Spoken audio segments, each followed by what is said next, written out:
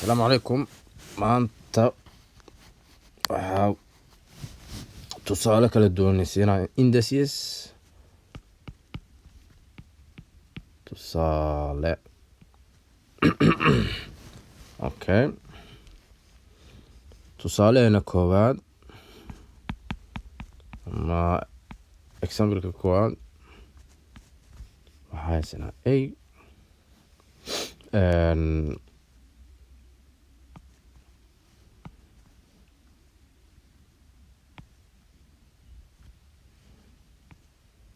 a waxaa u qaybinaya 2 la kordhigo square root ama xididka ka saar ama xidid root waxaa loo qaybinaa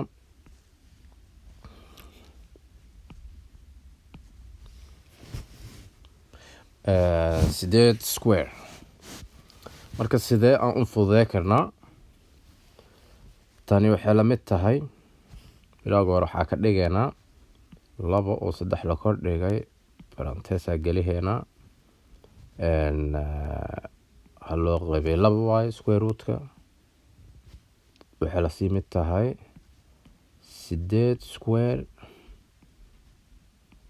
loo qaybiyay 2. okay, laba siyaabood waa uga shaqeyn karnaa. labada siyaabood waa sameeynaa. sidna waxaan sameynaynaa tan waxay la sii mid tahay kan waxaa lagu dhufanaa exponentigaas, kan waxaa lagu dhufaa exponentiga. marka taas waxay la mid tahay 2 oo 3 la kordhigay lagu dhuftay loo qaybiyay 2. waxaan u qaybiheynaa 8 oo 2 waxaa ku dhufanaa loo qaybiyay 2. waxay la mid noqon kartaa marka tani waxay la mid tahay 2 3 loo qaybiyay 2 loo qaybiyay 8. okay, marka 8 saa u farsamey karnaa. 8 waa ognahay inay la mid tahay 2 oo 3 la kordhigay. sheekadu markay saas marayso taasi waxay la mid tahay 2 3 loo qaybiyay 2 laga jaray 3 oo la sii mid 2 loo qaybiyay 3 loo qaybiyay 2 laga jaray okay 3 loo qaybiyay 1.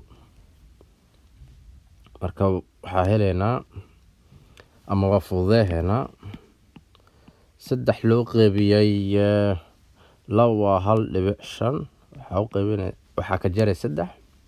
waa ognahay inaan heleyno 2 negative 1.5 soma ama waxaan dhihi karnaa 2 negative 3 loo qaybiyay 2 ama waxaa sii dhihi karnaa 1 loo qaybiyay 3 saas ama waxaa sii dhihi karnaa 1 loo qaybiyay square root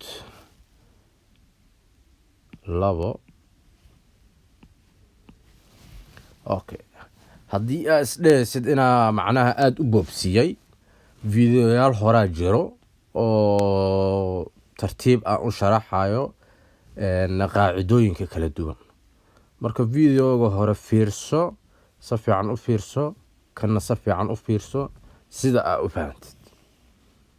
okay, because shuruucda aada u kala duwan tahay xaggaasaana macnaha badanaa aan ku sharaxay 2 video oo kan ka hore. okay, marka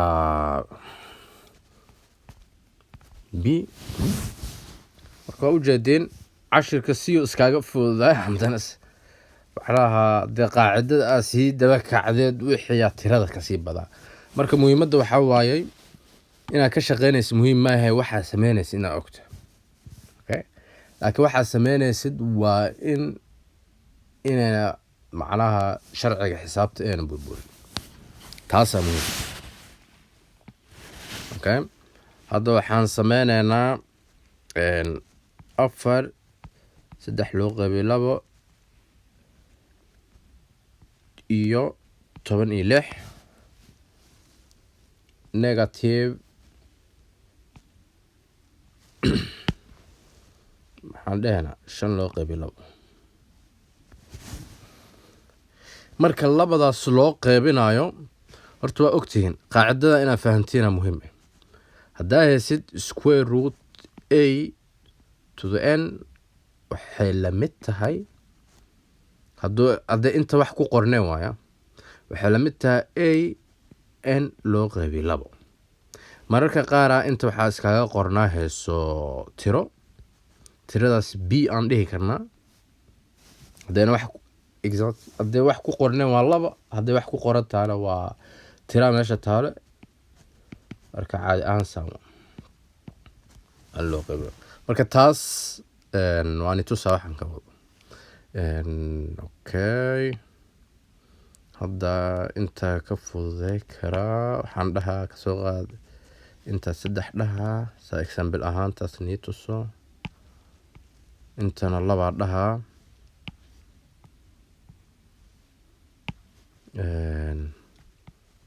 intana 3 aan dhahaa kasoo qaad intana iska dha 4. okay taas horta maxay ka dhigan tahay xaggaana kasoo tagna inta tagna. marka waxa inaad fududeysid waa og tahay labadan tir macnaha exponentiga 3 ugu qaybsan yahay waa fududeena. 16 waa ognahay inay tahay 4 ku dhufo waa ka gudbayna saana dhaheena 4 3 loo qaybiyey 2 loo qaybiyey 3 waxa u qaybiheena 4 square aan kor dhignay negative aan iska dhahno negative 4 loo qaybiyey 3 waa ognahay sooma. sheekada markay saa marayso waa fududeena waa ognahay haddii exponent kale oo dul saaran yahay in labada exponent la isku dhufo karo. marka 4 2 loo qaybiyey 3 loo qaybiyaan dhaheena 4 2 lagu dhuftay waa mogt 2 lagu dhuftay negative 4 loo qaybiyey 3.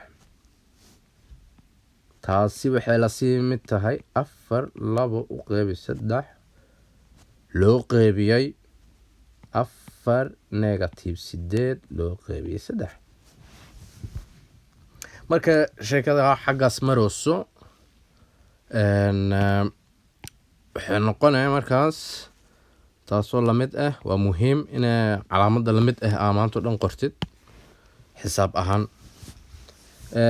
taasi waxay noqonaya maadaama labada tiro oo base-ka ah inay isku mid yihiin 4 iyo 4 marka sharciga wuxuu dhigaa 4 soo qaadanaya exponentiga kala jare 2 loo qaybiyey 3 maadaama tiradan ee negative tahay marka kor keenaysid hadda waa positive 8 waxa u qaybinay 3 taasi oo la mid ah 4